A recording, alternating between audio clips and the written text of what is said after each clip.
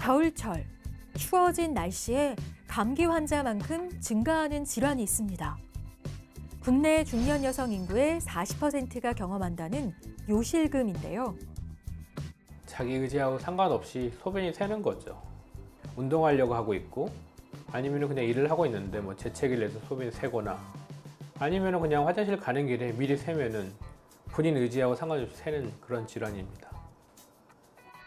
자신의 의지와 상관없이 소변이 흐르는 현상이 반복되는 요실금.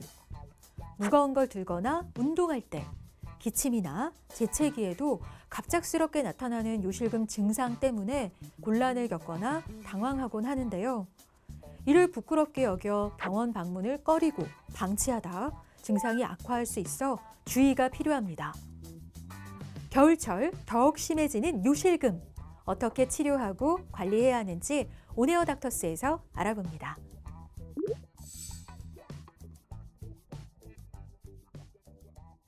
활기찬 일상을 방해하는 말 못할 고민, 요실금의 모든 것. 비뇨의학과 전문의 소성민 원장과 함께 자세히 알아봅니다.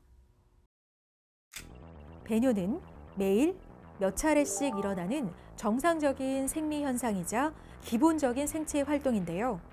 콩팥에서 생성된 소변은 요관을 따라 방광에 모이게 되는데 방광 내 감각신경에 의해 소변이 찬 것으로 느껴지면 반사적으로 방광이 수축해 소변을 배출하게 됩니다.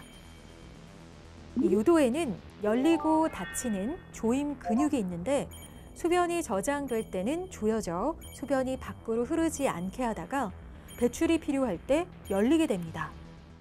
요실금은 소변을 조절하는 근육이 여러 가지 이유로 약해지거나 손상돼 자신의 의지와 무관하게 소변이 흘러나오는 증상을 말하는데요. 이 때문에 생활에 불편을 겪고 위생에 문제를 일으키게 됩니다. 예전에 비해서 나이를 먹거나 나이를 먹으면서 여성에서 특히 뭐 이제 폐경이 오고 근육이 약해지는 거죠. 그리고 살이 찌거나 그리고 출산하면서 약해지거나 그 원인도 많고요.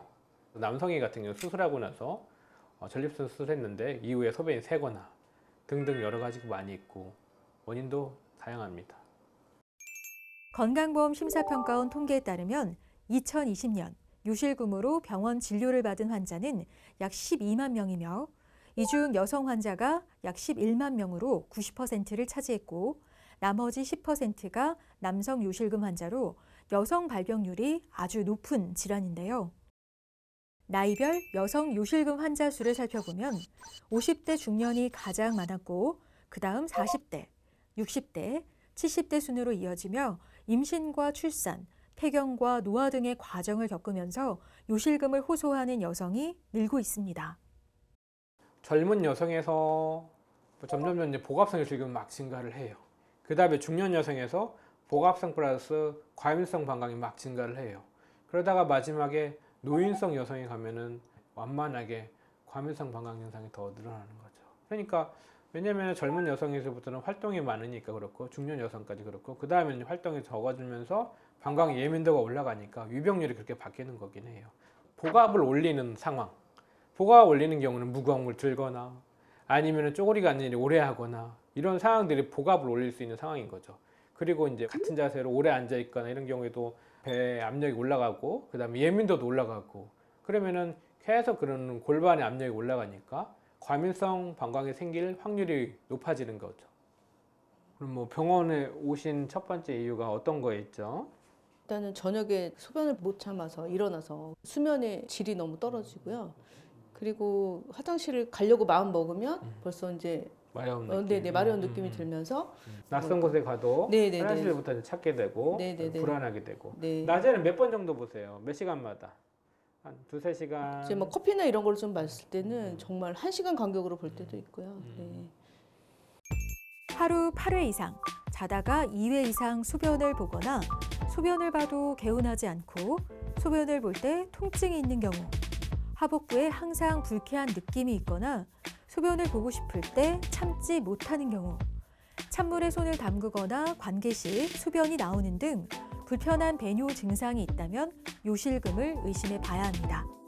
요실금은 이제 크게 이제 복압성 요실금, 그다음에 절박성 요실금, 두 가지가 혼합된 혼합성 요실금, 뭐 일류성 요실금 이런 게 있는데요. 복압성 요실금은 폐의 압력이 올라가는 상황을 말하는 거죠. 폐의 압력이 올라가는 상황은 당연히 기침이나 재채기 이런 거 할 수 있는 경우고, 그 다음에 뭐 뛰거나 운동하거나 그런 경우도 생길 수 있고, 절박성 요실금 같은 경우에서는 본인의 의지와 상관없이 자꾸 소변이 가다가 화장실 가는 길에 새는 게 오죠.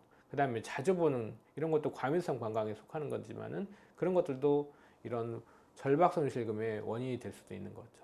그 다음에 이제 그런 게 이제 섞여져 있는 혼합성 요실금, 복압성도 있으면서 절박성이 있는 경우가 많은데, 일류성 요실금은 뭐 일반적으로 이제 그 방광의 용적을 넘어서면서 새는 경우가 많이 있죠. 배뇨 문제를 일으키는 요실금과 과민성 방광.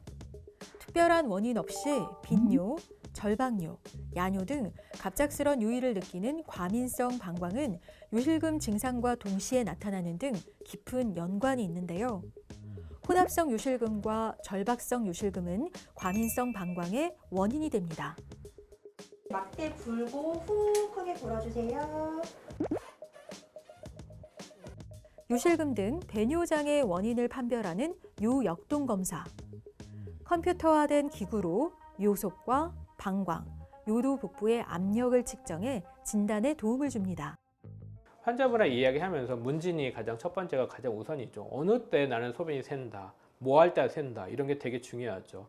더 붙여서 이제 초음파도 볼 수 있고 소변 검사도 하고 방광 내시경도 볼 수도 있고 그 외에 여러 가지 검사를 할 수 있지만은 앞에 말했던 문진이 가장 중요하고 병력 정치가 가장 중요하죠. 이후에 이제 배뇨일기 이런 걸 적어오라고 할 수도 있어요. 비수술적 치료에는 약물 치료, 그 다음에 행동 치료, 생활 습관을 바꿔주는 그런 치료 이런 게 있고요. 거기 덧붙여서 이제 바이오 피드백이라고 해서 본인이 힘을 주면 그래프가 올라가고 내려가는 거를 눈으로 보면서 하는 케겔 운동 이런 게 있고, 그 다음에 자기장 치료 등이 있습니다. 절박성 요실금 치료에 효과적인 바이오 피드백 치료. 네, 허리에 벨트 하나 채워주시고요. 골반적 근육 강화 운동을 시작하겠습니다. 골반 적은 운동의 수축 여부를 모니터로 파악해 요실금은 물론 과민성 방광 치료에 도움이 됩니다. 자기장을 이용한 체외 자기장 치료. 근육을 수축하고 혈액순환을 좋게 해 약해진 골반 저근과 신경세포의 기능을 강화해 요실금 치료에 도움이 됩니다. 요실금 중에서 아까 말했던 이제 복압성 요실금이나 복합성 요실금 두 가지가 섞여 있는 그런 혼합성 요실금 경우에는 수술로 치료를 하죠. 복압성 요실금 말 그대로 배의 압력이 올라가는데 요도가 그걸 견디지 못하니까 관략근이, 그러니까 그 요도 중부요대에 관략근의 힘을 보태주는 게 요실금 수술의 키포인트죠. 요실금 증상이 심하거나 비수술 치료로 효과가 없는 경우 수술을 고려해야 하는데요. 요실금 수술은 인체에 해가 없는 특수 메쉬 테이프를 사용해 방광경으로부터 중부 요도까지 요도 괄약근을 지지해 요실금을 근본적으로 치료합니다. 무조건 요실금이라고 해서 수술하는 게 아니고, 그렇기 때문에 진단이 정확해야 되고, 그 다음에 이제 수술하기로 마음 먹었다 하면은 본인이 먹는 약 이런 거, 특히 이제 아스피린 계열약, 고혈압약 이런 걸 잘 챙겨서 아스피린 계열약은 일주일 정도 끊어야 되고, 뭐 당뇨약 이런 것들도 다 조절해서 약을 드셔야 되죠. 그리고 나서 수술을 하고 나서도 바로 일상생활 복귀는 가능하지만 어느 정도 휴식할 수 있는 기간이 필요하니까 그걸 조율하는 게 중요합니다. 예를 들어서 절박성 요실금 같은 경우에는 이제 커피나 카페인 이런 걸 좀 줄여주는 거죠. 뭐 초콜릿도 그렇고 술도 알코올도 자꾸 방광을 자극하기 때문에 줄이는 거죠. 그러면서 이제 수분 섭취량도 본인이 먹는 양을 조절을 하는 거죠. 복압성 요실금 같은 경우에는 뭐 예방한다기보다는 보통 이제 비만을, 복부 지방을 좀 줄여줘야 되겠죠. 살이 찌면 찔수록 소변 새는 양이 많아지고 횟수도 늘어나고 그렇기 때문에 조절을 한다면은 그 다음에 복압성 요실금이 줄어들겠죠. 물론 당연히 근육에 이제 힘도 길러야 되니까 운동도 같이 하면서 케겔 운동 이런 것도 당연히 하게 된다면은 복압성 요실금도 더 줄일 수 있어요. 특히 요일을 참지 못하고 화장실을 자주 찾는 절박성 요실금의 경우 방광 훈련 방법이 도움이 되는데요.